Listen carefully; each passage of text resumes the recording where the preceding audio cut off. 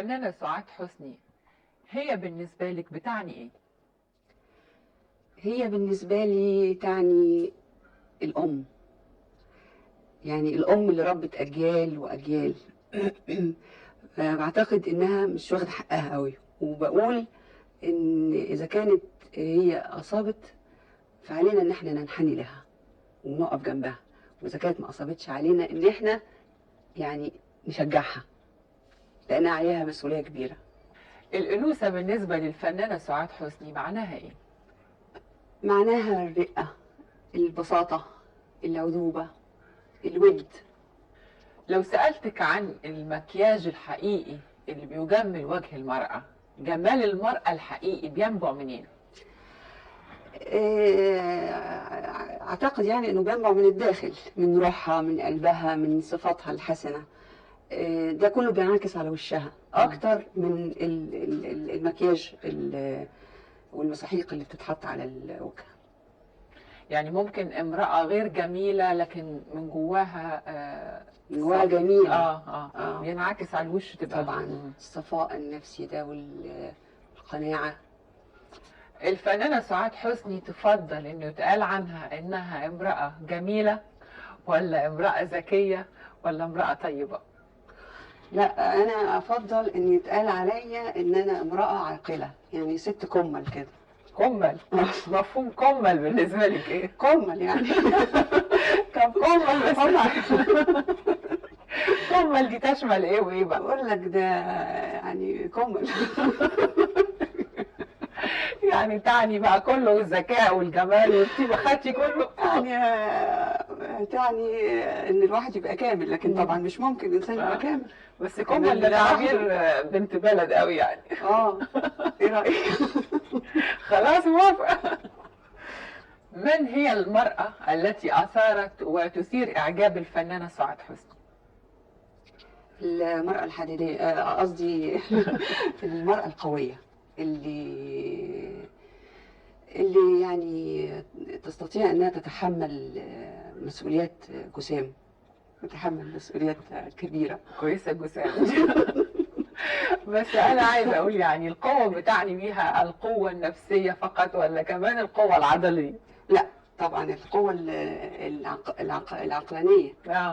لكن رأيك إيه في الستات اللي بيلعبوا مثلا كاراتيه أو بيرفعوا أثقال أو ليهم دورهم في الحياة برضه؟ يعني إذا حاجة هو عمل فينا حاجة نجيب من الستات دول.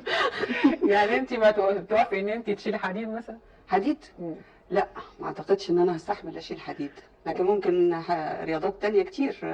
ألعاب قوة؟ بتوافقي يعني؟ ده الرياضة من الحاجات المهمة جدا للمرأة، يعني من الرجل والطفل. العضلات ما تتعارضش مع الأنوثة؟ لا، العضلات وهي العضلات هتيجي منين؟ احنا عندنا عضلات، عندنا العضلات موجودة في الرجال، مش عايزين عضلات. كتير من الفلاسفة والمفكرين وصفوا المرأة بأنها لغز محير، واعتبروا الغموض يعني سمة من سمات جمال المرأة. تفتكري الغموض شيء ممكن يضيف إلى جمال المرأة؟ ممكن يعني، بس الغموض الرمزي أو السحري اللي يعني مبني على المشاكسة. لا، ولو اني انا يعني من انصار الصراحة والوضوح الكاملة حتى في حياتي وفي فني. لكن الغموض اللي بتقولي عليه بالتعبير ده يعني لطيف. بيقال ان دموع المرأة سلاح بينهار امامه اي رجل.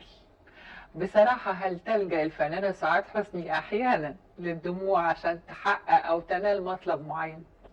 لا، ما اعملش كده ابدا. انا دموعي تنهمر لوحدها لو يعني كان في موقف ظالم بالنسبه لي او يعني او اي اضطهاد. دمعتك قريبه؟